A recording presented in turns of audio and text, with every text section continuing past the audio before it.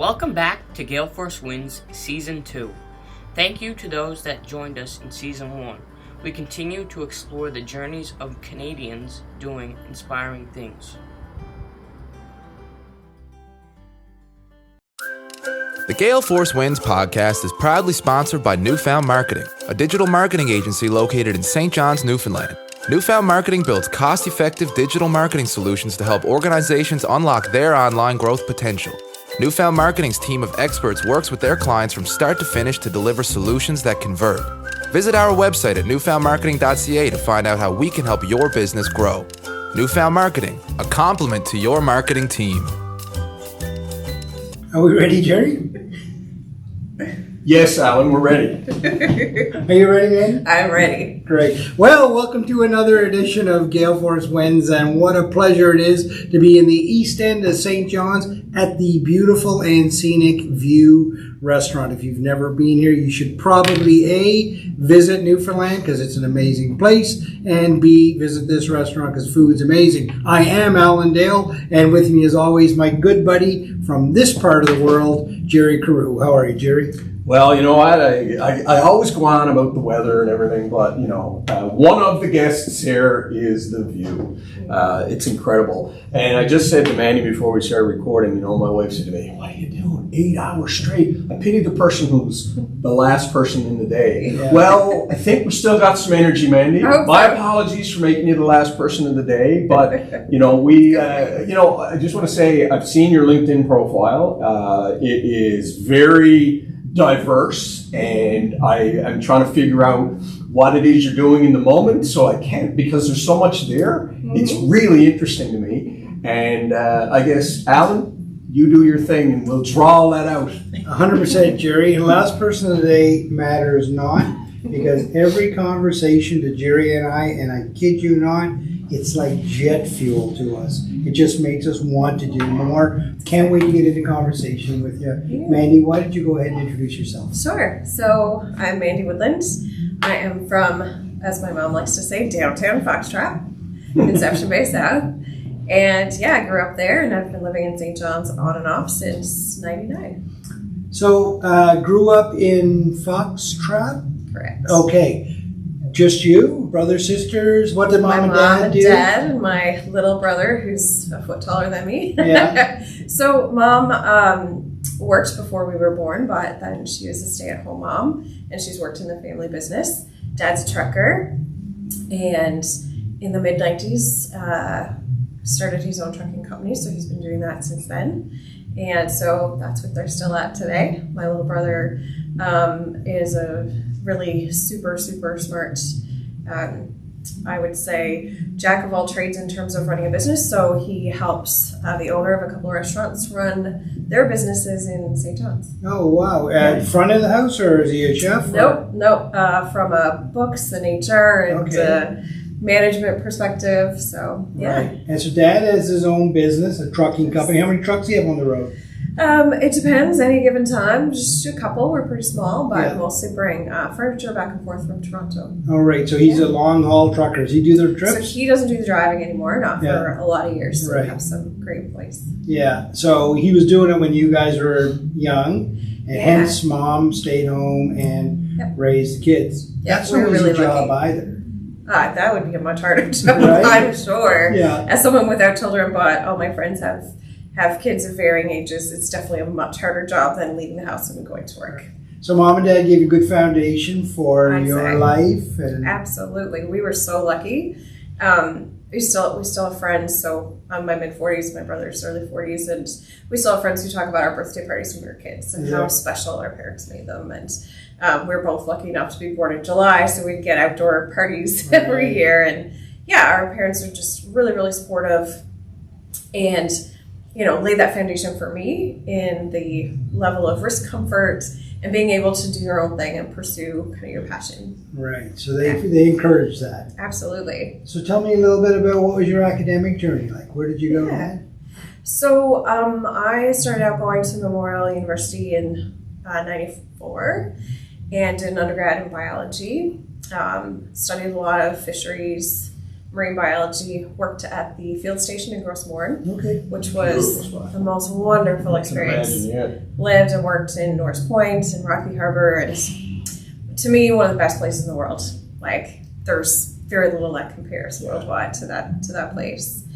Had a great experience there. Got my first real job at DFO in pelagics, working in research. I got to go on Coast Guard ships, collect samples. Very, very cool. I knew that wasn't for me long term. One of the things that really, really stuck with me was that I was surrounded by a lot of people who literally had a calendar up in their cubicle with their retirement countdown, some of which was over 30 years away. Right. And so I thought, I would die here. Yeah. I can't fathom, being that unhappy at work. And, I had the privilege of being able to do something else. So I went back to school and studied molecular biology in grad school. Worked in some labs in endocrinology, cardiovascular research, cancer research, and needed a big life change. And a friend of mine was in law school and said, I think you'd like it. So I said, can't get a much bigger change than that. So I wrote the LSAT, did okay. At that point, it was really late in the year. So the only schools that still had the application deadline were UMB and Dalhousie, I think. Applied, got accepted, went to visit both, and went to Dal. Wow. Yeah, so that was an excellent experience. Tell me about that. So that's obviously not your first time on Newfoundland. You've been traveling and stuff like that, but first time at Dalhousie. What was that experience like for you? It was fantastic. I was a little bit older than most of my classmates. I definitely had classmates much older than me, but I was more of a mature student. I also had the good fortune to be able to work. So I worked a couple of jobs while I went through law school, including as a, what do they call it? Like in problem-based learning in the College of Pharmacy. So I got to tutor and work with a lot of pharmacy students through law school, which was fabulous. So it was a really good mix. I also got to work in research for a couple of my amazing professors. I specialized in health law, so I got to do a placement with the Department of Health. I got to clerk for a judge. We did, we got to work in pro bono, Students Canada. We did some great projects there, and so it was a really, really great experience. Wow. Yeah, I'd heard lots of horror stories about law school being really competitive and cutthroat, but our group was very collegial, still friends with a lot of people from there, and it was a really great experience. Wow. You graduate from law school then? Where do you go next? So I kind of hadn't really thought about practicing law because, as you've seen, I didn't really think it through in going there. So I thought it would be really cool to work for the Crown Attorney's Office, but they had a hiring freeze, I believe, my first year as a student. And I was fortunate enough to get a job at Patterson Palmer, it was then, with some wonderful folks that, again, I'm still pretty close with. So I worked there through my summers in school, and then they hired me on when I graduated. Okay. Yeah. So how long did you work with them? 7 years, I believe. Okay. Yeah. Yeah. So It's one of the biggest law firms in Atlantic Canada. It now, is. isn't Yeah. it? Yeah. So the merger with Patterson Palmer Cox Sampson happened in 2007, I believe. And then, we're one of the largest firms in the region. Cox Palmer. Cox Palmer. Yeah, that's correct. Yeah, so had wonderful opportunities there to practice in a number of areas, to work with some really, really smart and great folks. Learned a ton. Is that right? Yeah. Yeah. It's still focused on health or no? Just So kind of a bit of everything, but mostly corporate commercial. But I had the amazing fortune of kind of a once in a career situation that the Cameron inquiry, so the inquiry into the hormone receptor testing, was happening not long after I started working as a junior lawyer. And I was lucky enough to get a job working directly for the commissioner. oh wow. And so law firms kind of seconded me over there. I worked with the commissioner doing a number of things. So a lot of the law kind of for the commission office itself, a bunch of data privacy law and health privacy law. I got to work on basically everything from witness statements and investigation through to helping to draft the report and some of the science was stuff that I had done daily in my master's program. Okay. And so I got to work with the commissioner to help her work through a lot of the science-based pieces of the inquiry. You must be quite a find for the commission. A very unique blend of skills, Yeah. like Liam Neeson in the law and health piece and the science. Well, it is very unique, isn't it? Yeah. One of the things that I love about how I feel like education's evolved over the past number of years is from both a business and a commercial kind of perspective is people are seeing the benefits of having a unique background. In my most recent master's program, we had a guest speaker from Scotiabank who was talking about how at one point they'd looked around and realized they just kept hiring the same person. Same people. So the same, Bachelor of Commerce, the same types of MBA, work terms, yeah. the same types of volunteering skills, Yeah. and that they were really non-diverse. And so they decided to put a cap on that and hire people from music and people from arts and people from science, and how big of a difference that made in terms of their innovation pipeline and their ability to solve problems. And so I think that's really important. 100%. I have a funny story about that. I worked at an engineering school in Canada, and there was a scholarship that was given by this wonderful gentleman from Long Island, New York, and the scholarship went to the person who had the engineering student who had the highest marks in philosophy. A philosophy course, right? So there wasn't many engineering students taking philosophy, but he always felt that was a big part of his success as a manufacturer, as a businessman, that opening his mind to a different approach. So I really enjoy that, because you can easily slip, if you hire all the same people, you can easily slip into groupthink. And Absolutely. right? And it's so easy to do because it's comfortable. Right? Yeah. Everyone gets each other, talk the same language, you like the same things. Yeah, absolutely. If no one challenges each other, you're not going to get very far. So Cox Palmer, then what's next after that? So I went back to school and did, I was actually at a movie, at the movie theaters locally, and saw an ad. So I was considering my MBA. Right. I knew I wanted to be in business. I'd always felt entrepreneurial. And an MBA didn't necessarily feel like the right fit, but I'd never taken a business course, a marketing course, an accounting course, nothing.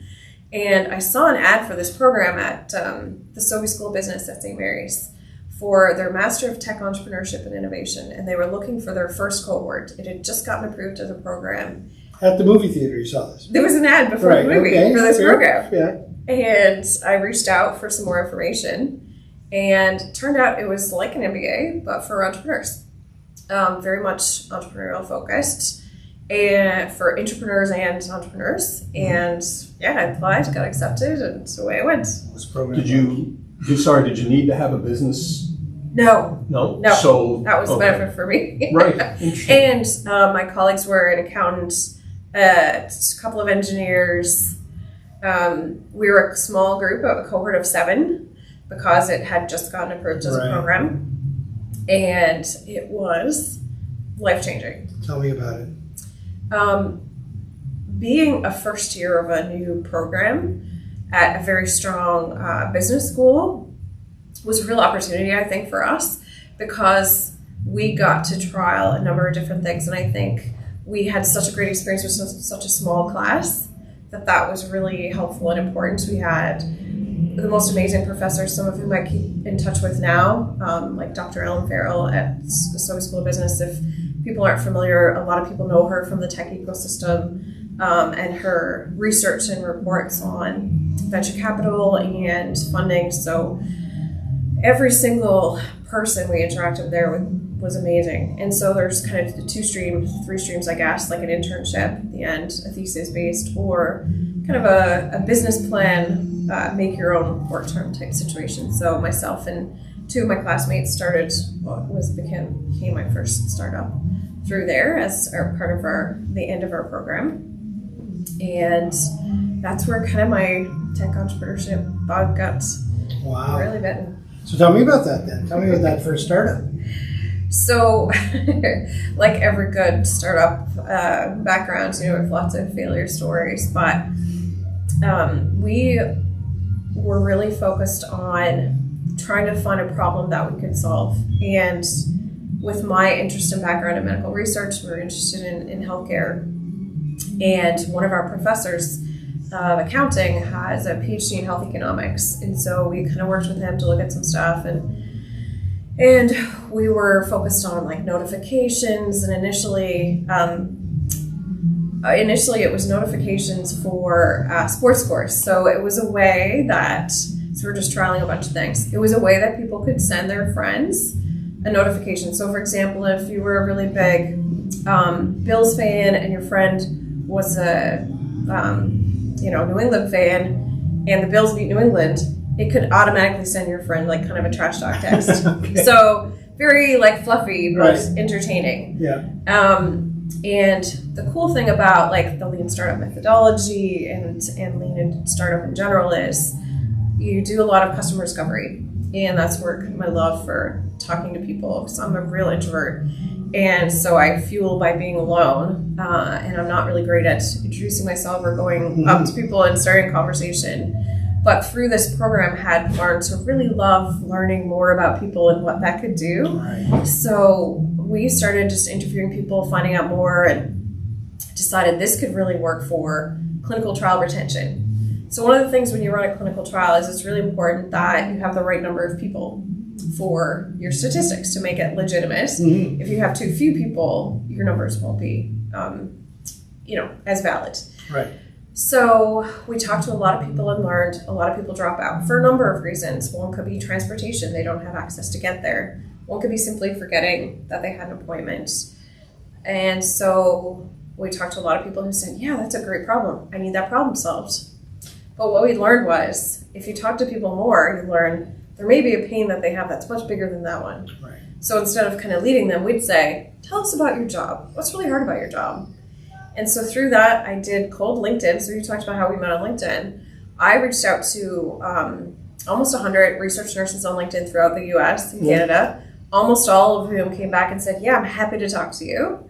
So that was amazing. And I think one of the cool things about healthcare too is people are often in it for kind of some level of pure purpose where you're going to solve a problem. I'm really happy to talk to you. And we'd get on the phone and say, we're working on a problem, but really first tell me all about your day. Like, how hard is it to do your job? And then say, yeah, retention's hard, but you know what's much harder? Budgeting.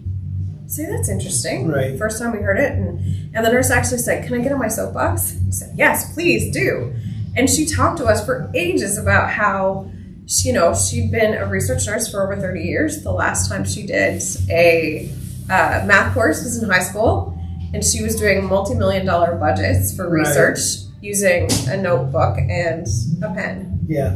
I said, how can that be? How do you keep track? How do you know if someone drops out, what cost that is to your budget, or the price of a CT scan changes, or the price of blood work changes? And so we said, well, that's a problem we could dig into. And so we dug into it and started building a solution, started talking to potential sales, and then, as it does, life got busy. Everyone needed to kind of pay the bills, and we've been in talks with the pharmaceutical company, and we're working on building that, and everyone kind of just, we kind of drifted. Right. And so I think it was a great idea. I think it's still a great idea. And but everyone kind of got jobs and went their ways, and that just died. That was on the cutting room floor. That was, exactly. You say, right? Yeah. So then what was the next one? It was a lot of fun. So since then, I've kind of been consulting to pay the bills. And I've had like such a good opportunity to work with so many different businesses. And that's one of the things I love about kind of that switch from law to business is getting to dig in a bit and learn a lot more. And so I did, used my MTEI background, tied it in with a bunch of like self-taught or online certifications in marketing and sales. And that's what I've kind of been doing until a couple of years ago. And then I thought, I really want to get back into the startup world. And one of my clients when I was a consultant... Because I think sometimes when entrepreneurship bites you, it's hard to shake it, isn't it? I think it's impossible. Right. It was for me. So being a consultant was great, but not the same as, having a startup. Yeah. So one of my consulting clients who had a startup that also had kind of drifted was working in his industry, and we've been talking at the beginning of the pandemic saying I really miss I really miss that life. Like just, solving a problem and it being all consuming. And so we talked about what they'd done in the past, what I was kind of interested in, and decided to kind of start it up, talk to another friend of ours. So kind of filling the gaps in each other's skills. Right. And we started AMP Health in March, April of 2021. So that's in the moment. That's what in the you're moment. doing. Tell us about AMP Health. Yeah, so we just incorporated this January. We decided we wanted to solve a problem related to health data, accessibility and understanding of your own data. And for me, I wanted to tie it in some way to solving a problem in diabetes. Okay. So I'm a third generation type 2 diabetic, diagnosed at 40-ish. My dad was diagnosed at 40-ish, his mom. And I started volunteering with the Canadian Diabetes Association in 93-ish, and have been involved in various facets over the years. And so we started looking at some of the challenges in diabetes prevention. And we're all really passionate about chronic disease prevention. We learned one of the big UN Sustainable Development Goals is the prevention of non-communicable chronic disease and how they can make a dent in that. Diabetes being a big part of that, a lot of also cardiovascular disease. So we thought we could dig in here. So let's do a bunch of customer discovery, find out what the problems are and where we could kind of take our skills and dig into a problem. And worked over the summer, on the side. We all have day jobs that we also really love. And so we've been building that ever since. And in the fall said, yeah, we need to speed this up. So we applied to an accelerator and got accepted. Wow. It's a Founder Institute. It's the world's largest pre-seed accelerator. And we got accepted to their Silicon Valley cohort. So COVID, we were virtual. What's it called again? Founder Institute. I think you posted something. It has a huge network. It was an amazing experience. So 16 weeks, about 20 to 30 hours a week of work.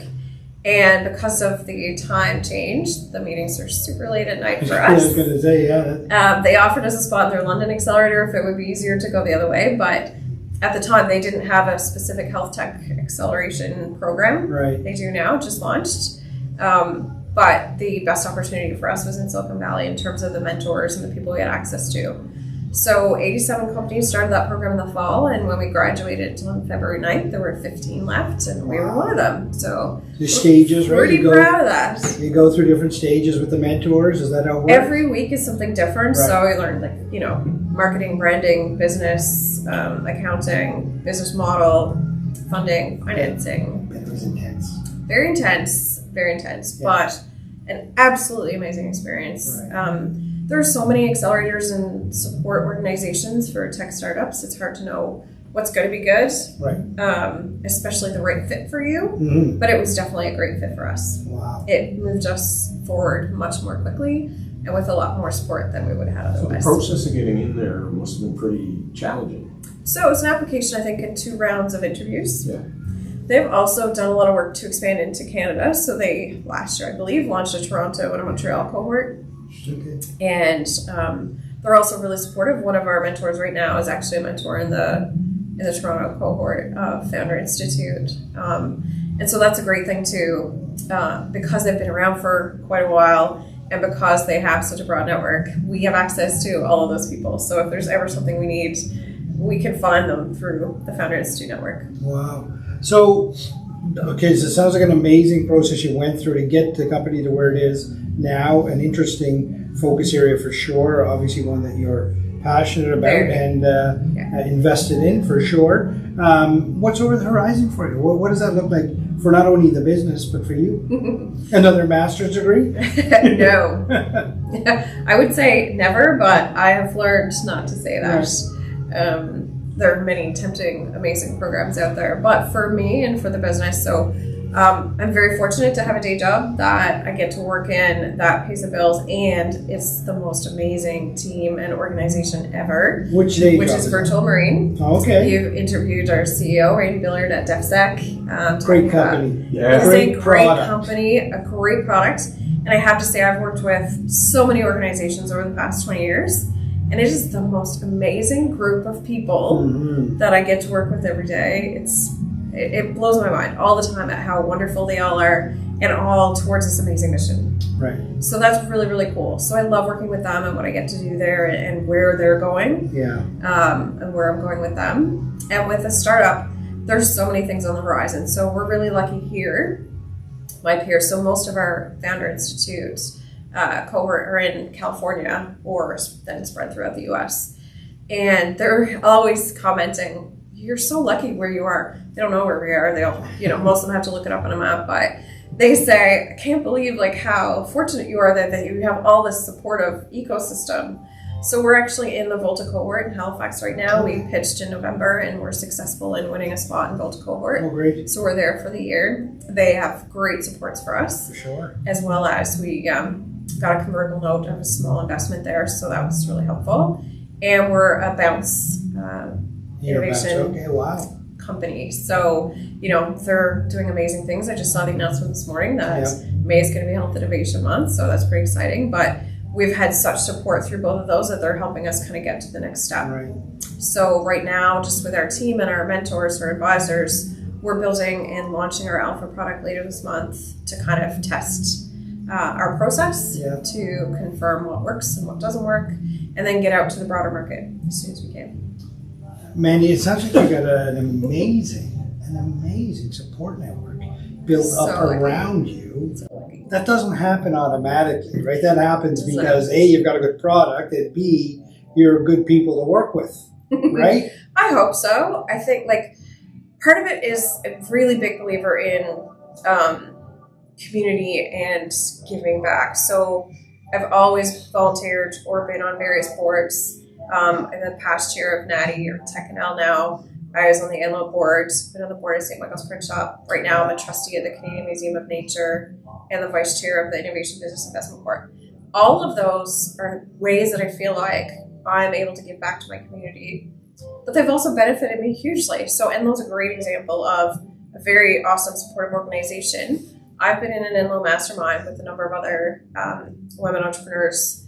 We've been in the same group for about 4 years now, I think our leader was saying recently, and we meet once a month, and it is the most supportive group of women and entrepreneurs, people who get it. So I'm so lucky to have great family and friends that are supportive, but people who aren't entrepreneurs don't really get kind of the day-to-day life, and these people are my people, Yeah. I get it 100%. It sounds like you're having a great time. Like I can feel in your voice that you're really enjoying where you are. I am so lucky. It's been a challenging number of years for me, and life hits you in various different ways. But right now, I'm having cataract surgery next week. Yeah. At 45. Busy enough. I was going to say that. busy. It sounds like you're an incredibly busy person. I'm going to do something I've never done before. I'm actually just going to check on the sound. I don't know if I find it a little distracting. You guys keep going. I'll be back in a second. There's too much music coming in. It's very festive. Yeah. So, Mandy, it sounds quite amazing. It's what you described there is an incredible support network that has allowed you to take this, not only your company or your product, but you personally to this level, right? Yeah. Is it a Newfoundland thing? Is it an entrepreneur thing? What is it? Why is it working so well for you? I think it's all of those things. Right. One of the biggest things in law school was people who came, because Dalhousie was very, I think, uniquely diverse with students from all over Canada and the world. And one of the comments people always made was, why do the Newfoundlanders always want to go home? Right, yeah. Everyone had come to Atlantic Canada, and we're going back to all kinds of places, but the Newfoundlanders always want to go home. I think it's part of that, but also part of you get back what you put in. Yeah. So, I'm I call it heavy Twitter user. Yeah. And people talk to me about what a cesspool it is and social media, blah, blah, blah, but it's like the rest of life. You get what you put into it. Yeah. So my Twitter is a very happy place where I get to interact with a lot of entrepreneurs, a lot of patients, friends, local people. There's bad in literally everything. Yeah. But it's very much, you get what you put in. I find LinkedIn is my happy place in terms of social media. I think there's a lot of like-minded people.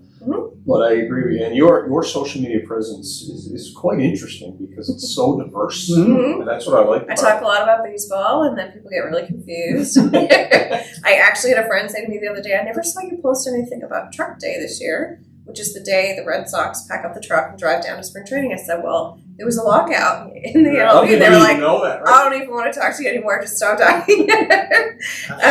Yeah, because of that, right? And I think it's partly having ADHD, partly having just the ability to have really diverse interests where I've been lucky enough and privileged enough to be able to pursue a lot of different things. Hey, well, you certainly have done that. Mandy, we always ask our guests on Gale Force Winds to leave the audience with a piece of advice. You're somebody that's had an interesting journey. There's no doubt about it. It's diverse. It's complex. There's lifelong learning in there like I've never quite understood before, but it's beautiful. So tell us what that piece of advice might be.